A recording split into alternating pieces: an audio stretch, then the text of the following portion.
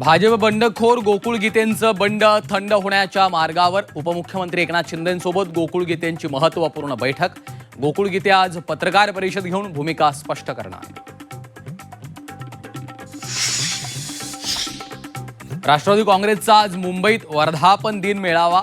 अजित पवारांच्या निधनानंतर पहिल्या मेळाव्यात सुनेत्रा पवार काय बोलणार याकडे लक्ष.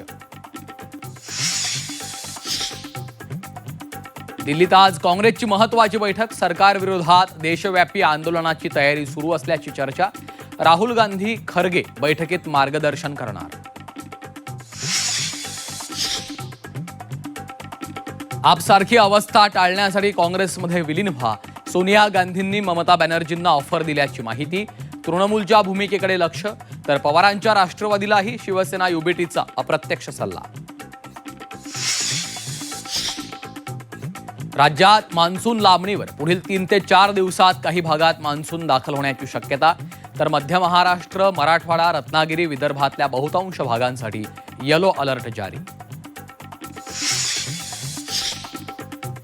पुण्यात सहकार नगरातील बिकानेर चौकात गोळीबार, 1 जखमी. जुन्या वादातनं गोळीबार झाल्याची माहिती.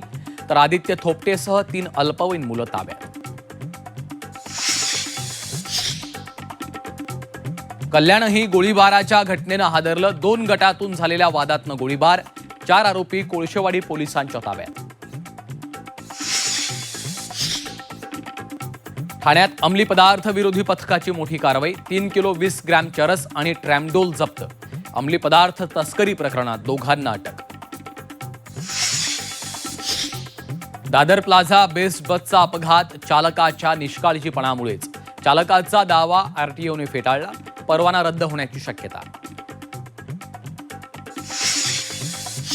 आणि शस्त्रसंधी दरम्यान अमेरिकेचे इराणवर क्षेपणास्त्र हल्ले.